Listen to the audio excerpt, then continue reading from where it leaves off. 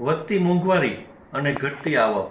આજે ફરી પાછા આપણે વાત કરશું રોબર્ટ કિયોસાકીની rich dad poor dad next એપિસોડની અંદરમાં. આજે આપણે ચર્ચા કરશું કે આ જે હાલ મોંઘવારી જે વધી રહી છે, તો શું કામ મોંઘવારી વધી શું કામ રહી છે?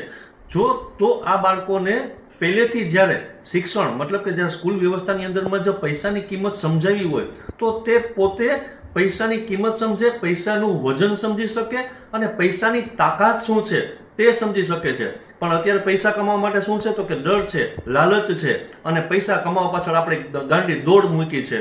તો આ રોકવા માટે રોબર્ટ કિયોસાકી ખૂબ સરસ વાત કરે છે કે જ્યારે કોઈ ડોક્ટર પોતાની ફીસ વધારે છે, પોતાના મોજશોખ પૂરા કરવા માટે ફીસ વધારે છે, ત્યારે ગરીબ વ્યક્તિ છે ને તે પોતાનું સ્વાસ્થ્ય મેન્ટેન નથી કરી શકતું, બરાબર. અને જેવો ડોક્ટર વધારે છે એટલે પછી સામે વકીલ વધારે છે, પોતાની ફી, શિક્ષકો છે તે પોતાનો સેલેરી વધારે છે, એવી જ રીતે કર્મચારીઓ છે તે પગાર વધારો માંગી રહ્યા છે.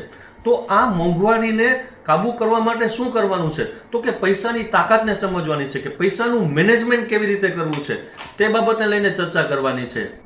પૈસા માટે હંમેશને માટે દિલથી નહીં, દિમાગથી વિચારો, કારણ કે માણસ કમજોર ક્યારે પડે છે જ્યારે લાગણીથી વાત કરે છે. તો પૈસાની તાકાતને માટે થઈને તમે પોતાનો દિમાગનો યુઝ કરો. અને ખાસ કરીને નેક્સ્ટ એપિસોડની અંદરમાં અને વિદ્યાર્થીઓને મારા યુટ્યુબની લિંક પણ મોકલો અને શેર કરો અને મેક્સિમમ સબસ્ક્રાઇબ કરો. Thank you so much.